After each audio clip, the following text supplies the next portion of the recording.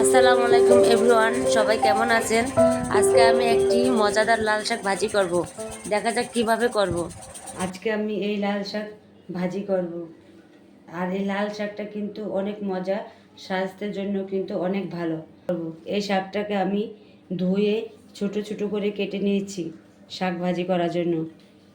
এখন আমি শাকের ভিতর পেঁয়াজ দিয়ে দিব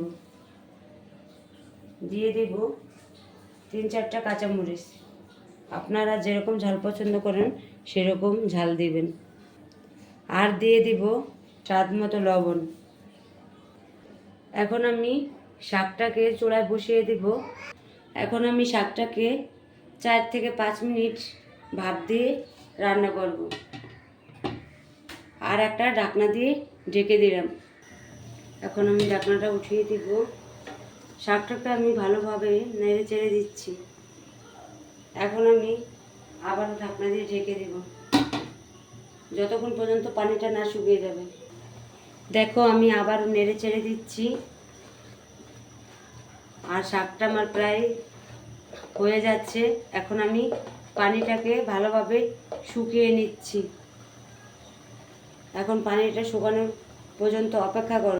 শাকটা আমি নেড়ে চেড়ে দিচ্ছি আর শাকটা আমার হয়ে গেছে।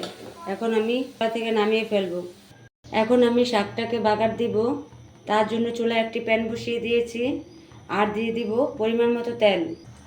দিয়ে দিচ্ছি আস্ত 3-4টা শুকনো মরিচ। শুকনো মরিচটাকে একটু ভেজে নিব। দিয়ে দিচ্ছি পেঁয়াজ, দিয়ে দিচ্ছি রসুন কুচি। এখন একটু নেড়ে চেড়ে দিচ্ছি। আমি এখন পেঁয়াজটাকে আর রসুনটাকে বাদামি কালার করে নেব। দেখুন পেঁয়াজ রসুনটা আমার বাদামি কালার হয়ে গেছে। এখন আমি শাকটা দিয়ে দিচ্ছি। এখন আমি শাকটাকে নেড়ে চেড়ে দিব আর পেঁয়াজ রসুনের সাথে মিশিয়ে নিচ্ছি।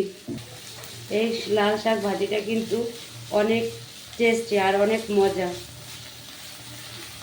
দেখুন আমার লাল শাক ভাজিটা হয়ে গেছে।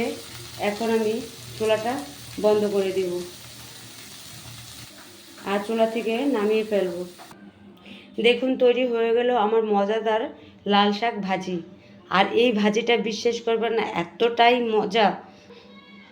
যাই হোক, এখন আমি বিদায় নিচ্ছি। সবাই ভালো থাকবেন। আর আমার যদি ভিডিওটা আপনাদের ভালো লেগে থাকে তাহলে অবশ্যই আমার চ্যানেলটাকে সাবস্ক্রাইব করে দিবেন।